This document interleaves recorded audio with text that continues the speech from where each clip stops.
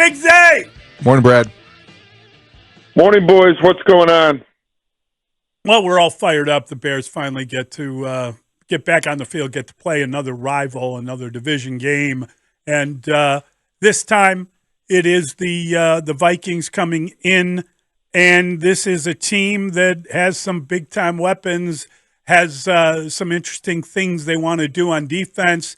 It's a really good team that started very well. I don't know that they'll keep it up. I don't know that they're unbeatable, but they certainly have started the season in excellent form. Oh, yeah, there's no question about it. When you looked at what most people felt would be a kind of a step-back season for the Minnesota Vikings, and then J.J. McCarthy has the knee injury in preseason and is lost for the year, and Darnold starts really hot for him. They got to their bye, and you looked at it and you said, geez, during training camp, this might have been about the spot where you figured they'd be making that transition. Darnold, the bridge guy, to J.J. McCarthy, their first-round draft pick, but Darnold got off to a hot start. He's certainly slowed down since, but they're playing well around him. They're kind of living complementary football. The Bears talk about it a lot. I think the Vikings are living it. I don't know what kind of role they can stay on. Currently 8-2. Nobody would have figured they would have been 13-4 just 2 years ago in 2022 when I think everybody looked at it and said, my golly, that's the worst 13-4 team I've ever seen. They just weren't that they didn't look like a dominant football team, and here they are again with a stellar record. Maybe that's coaching. So, Brad, it doesn't directly affect the Bears, but it does impact their future in the division. How would you describe what Sam Darnold is playing for in terms of his own career? This has been a resurgent season. He's cooled off somewhat, but he still has given the Vikings a positive, really productive play at the quarterback position, and he's on a one-year affordable contract. Yeah, I think teams felt decent about Darnold the last couple of years, better than maybe the public did. Like San Francisco wanted him back this year, okay?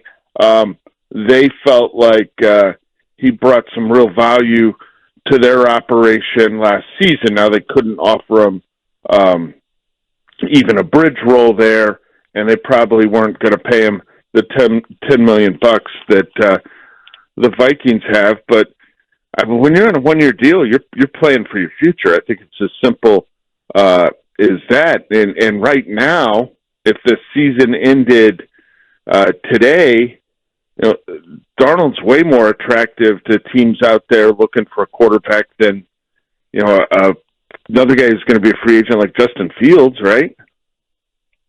Yeah, probably. Yeah, I think so. I think he's probably. It's not even close. Yeah. We were talking, Brad. Like, I think he's a starter in the NFL next year. Now, I don't know where it is. I don't know that it's right. I mean, in Minnesota, but yeah, this doesn't look like a stacked quarterback class in terms of the draft. Nope. I'd be surprised if Darnold wasn't starting next year. Now, who knows? There's a lot of football left. He could fall on his face the rest of the way.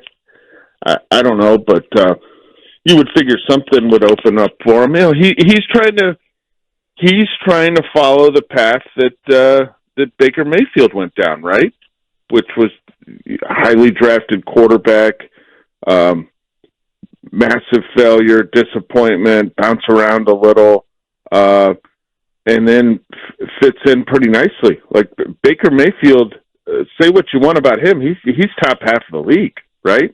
If you're going 1 through 16 at the quarterback position, he is this year. Your list is, and he was last year. Your list is going to have Baker Mayfield in there. So that's what Darnold's trying to, I think, replicate. looking at the Bears and knowing that Justin Jefferson is, he's a great offensive weapon and he's a very dangerous player and he's capable of making circus catches. I just don't know how they're going to defend him. Are they going to have they don't like having one guy shadow people around the field, but this could be a place for an exception to that rule. Or possibly you do it, here and there. You pick your spots for it, right?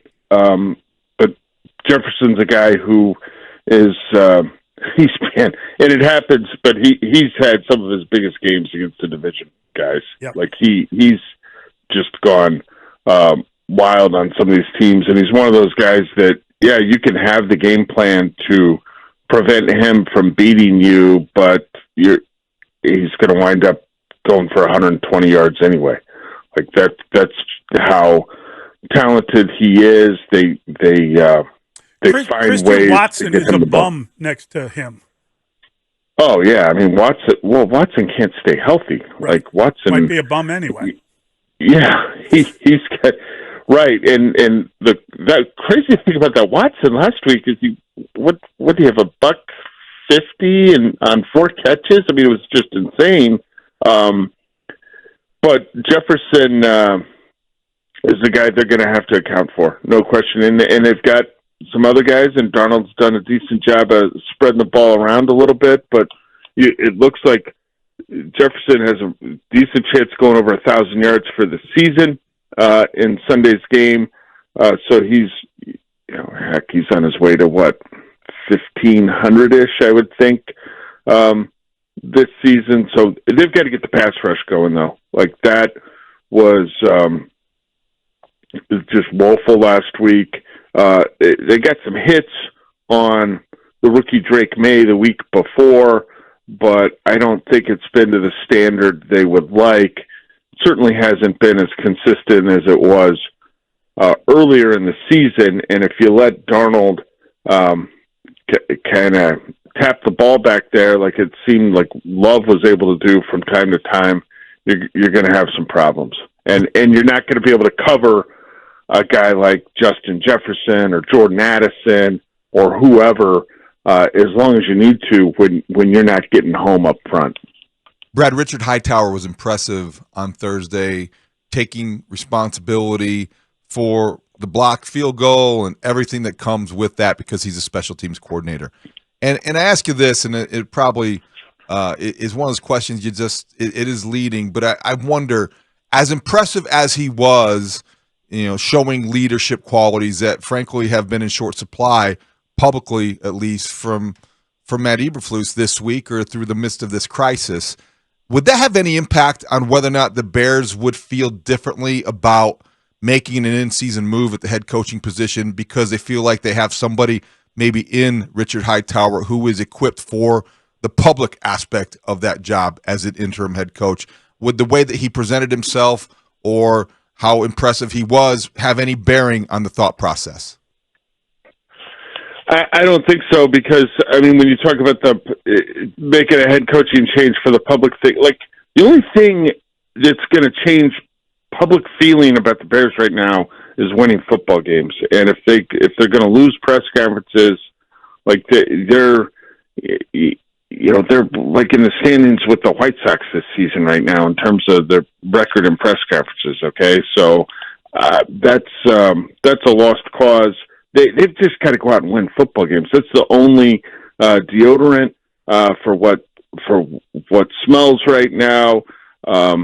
It's the cure. That's what they've got to do. I just you can Eberflus and you give the spot to Hightower. Like, for what? Like, why? I don't see that happening.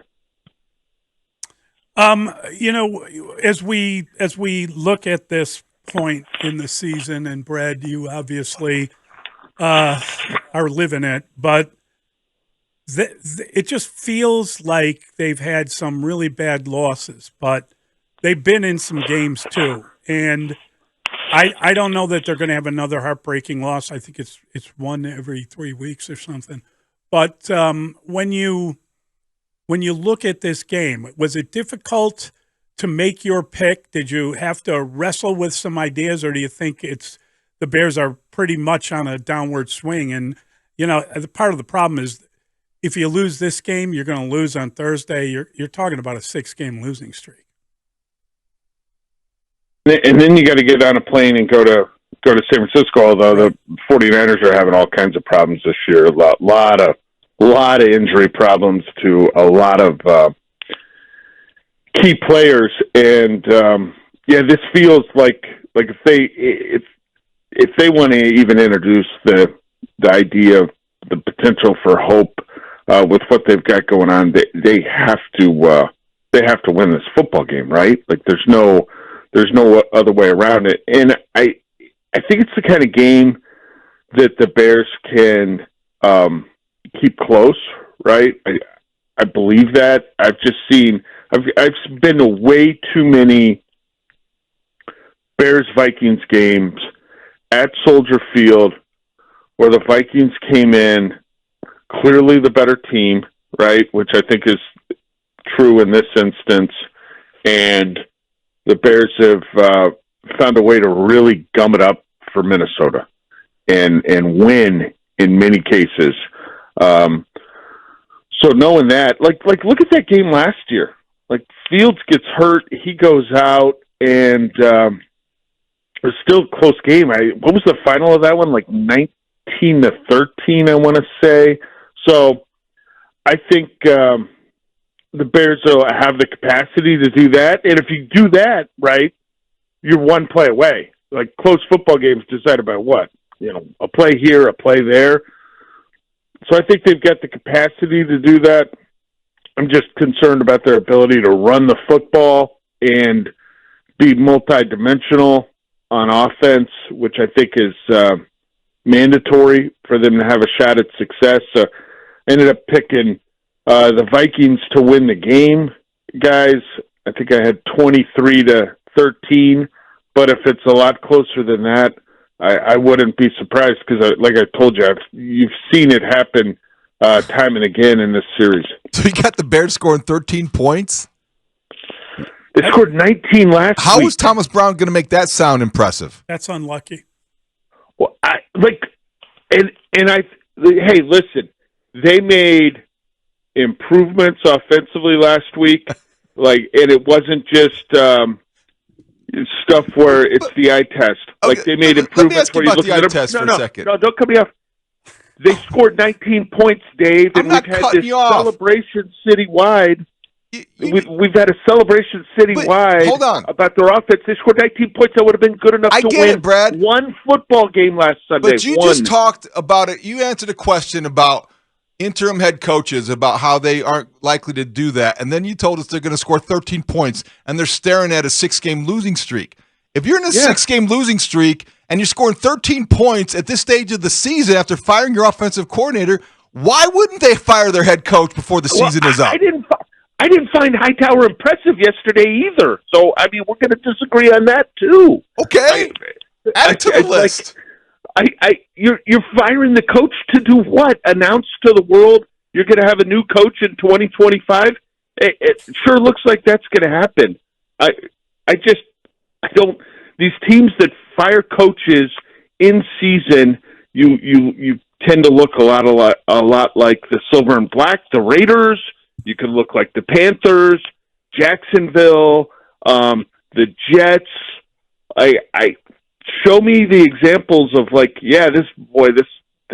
hit it here. This was great. I think you're waving the dysfunction flag. Are they delaying the obvious? Yeah, if they can't break out of this losing streak, they are delaying the obvious. But I don't see a path to. Yeah. You're talking about promoting the guy who says, "Yeah, it's my fault. We didn't have the A gap tight." I just that doesn't make a lot of sense to me, and I'm not blaming Richard Hightower for the loss, but it's just. Apparently, Dave woke up this morning wanting someone to lose their job. That's not true. That's so not true. You're coming at me a lot harder than you're coming at anybody in the Bears coaching staff. Oh my goodness! Hold on. I was in front of everyone on this Shane Waldron thing. Okay. Like, That's true. I told you guys he couldn't command the room and that type of thing. And that's what Brown's been able to do. I think he's got buy-in from the players. Right. So we'll see. But you talk about them trying to score against the Vikings. You can make some plays on them, okay, in the passing game. But they're number one in the league against the run, and they're tied for third in sacks, and they bring a variety of pressures. Like it's going to be a difficult task for Caleb and for the offensive linemen. Well, at least the offensive linemen look like they're getting healthy. Tevin Jenkins, full participation in practice. Moving back in the right direction, yeah. So that, I mean, not much, but that's something. And you had DeAndre Swift limited in practice yesterday after sitting out on Wednesday, and I got the impression Wednesday that he'd be okay to go in this game because they're going to have to try to run the ball on Minnesota. They're going to have to strive for some balance there, and they've been, I think it's the last 3 games, Minnesota's given up 2.8 a carry, or it might even be less than that. They've given up less than 160 yards rushing combined in the last 3 ball games. The Bears have got to find a way to break through that.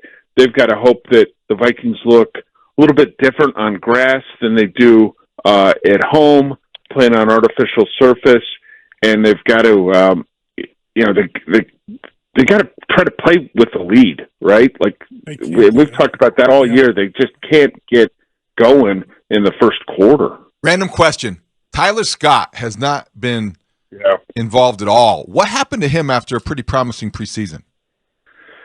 I think it's a numbers game. That fourth wide receiver, there's just not a lot of room for a guy like that. And then you're not seeing him on special teams because he doesn't profile as that kind of guy in terms of coverage teams, right? I mean, he can play a role in the return game, and we've seen him do some of that. But they've had, as you know, and we've talked about it a lot, they've had so many issues getting the ball to their other 3 wide receivers at times that it's probably been difficult to get him out there. But, yeah, you barely see him. Maybe if some type of injury happens, there'll be an opportunity for him to step forward. But, yeah, you saw him in preseason and in training camp. He'll make some plays here and there, and it looked like he was on the same page.